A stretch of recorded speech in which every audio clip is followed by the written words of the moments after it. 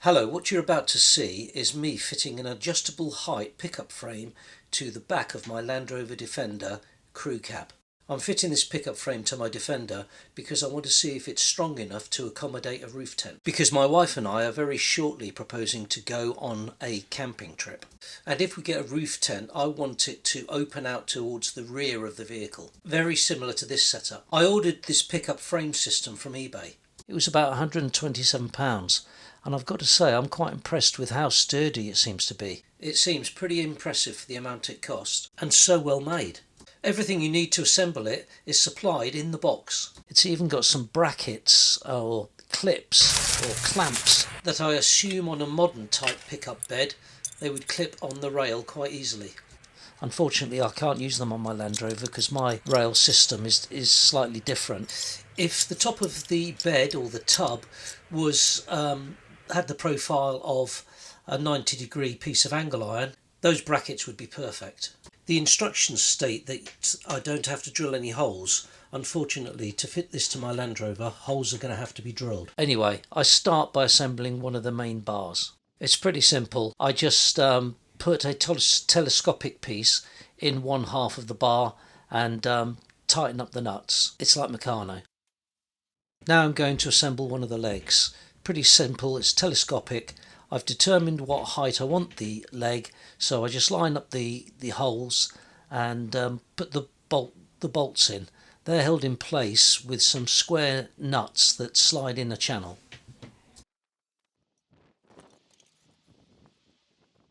So once I've assembled the two legs, it's time to attach them to the bar, and this is where I realise that I shouldn't have assembled the bar, because the nuts for the bolts that hold the leg to the bar have to be slid down a channel, and the only way that you can get them in that channel is through half of the bar before you assemble it.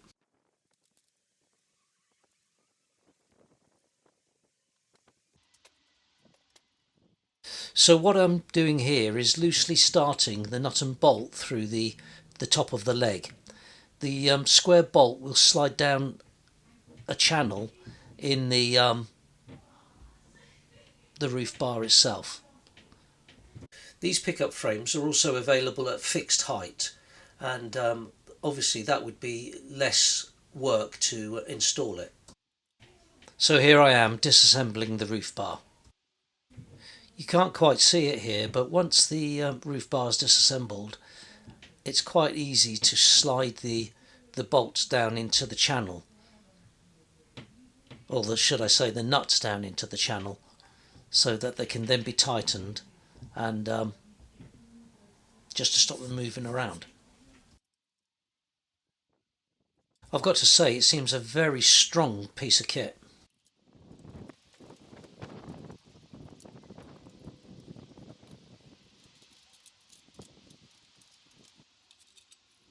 Hopefully here you can get the gist of what I'm trying to do. I'm trying to get the square nuts to go down into the channel. They'll slide down into the channel, which then makes it easy to tighten them up. As you can see, it can be a bit fiddly, but I get there in the end. And that's pretty simple.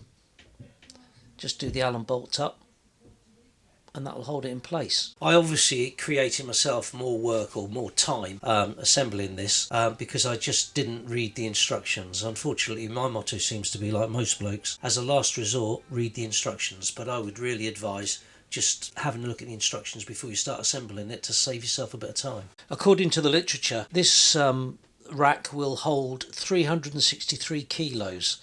Now, considering most roof tents are between 40 and 60 kilos, that seems like it would quite easily hold a roof tent and two adults. When I ordered this frame, I was a little bit sceptical because the images didn't seem to do it justice. Now I've actually got it in my hands, it's a very big piece of kit, so I suppose time will tell whether it will hold the weight. But my first impression is it's very robust. I recorded this video at the beginning of April, and although it's sunny, it's very cold and it's very windy. That's why this is mainly just a voiceover. Here you can see the two halves of the roof bar sleeve over and insert, and this makes it very strong. The joint is very strong. Now I've got both frames assembled, call them frames as it were, racks, bars, it's time to fit them on the vehicle.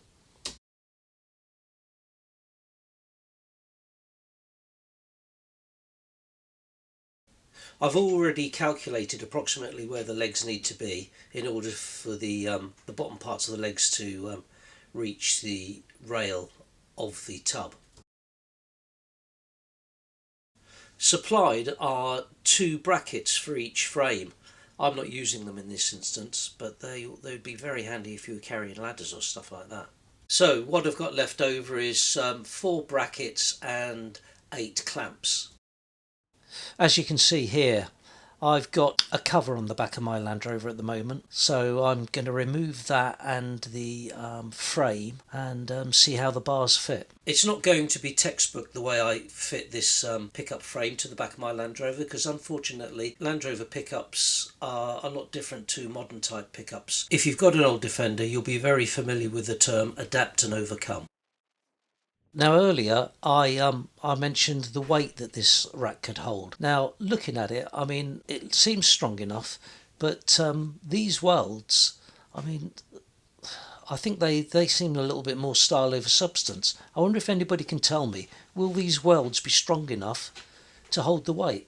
It's a shame I couldn't buy one and test it to destruction, but I just can't afford to do that.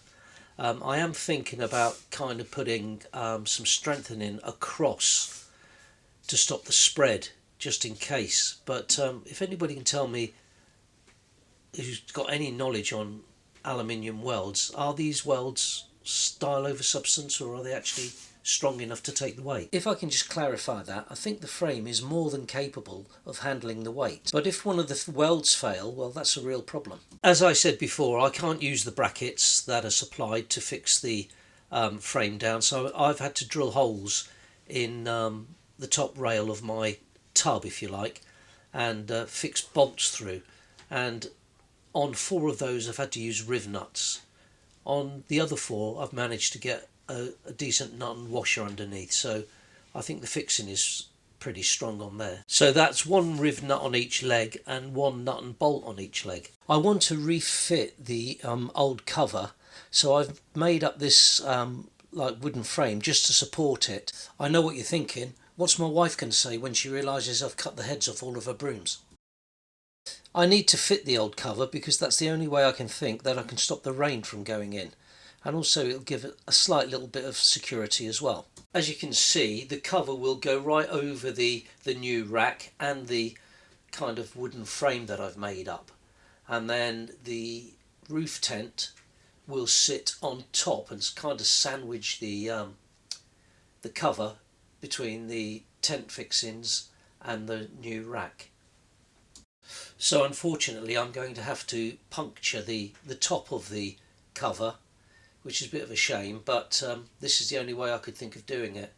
And the puncture holes will be at the top, and I dare say I could patch them at a later date. But this is what it looks like before I fit the roof tent, when I get the roof tent that is. Of course, at this point, apart from the holes that I've drilled, this whole process is completely reversible. So until I ordered the roof tent, I've got some time to think about it. And this is an image that I've created just to more or less give myself and you, I suppose, the kind of image of what I think it will be looking like with the roof tent attached. So that's it. Another job closer to the road trip. My wife is going to be ecstatic. Thank you for watching, and if you can, please subscribe.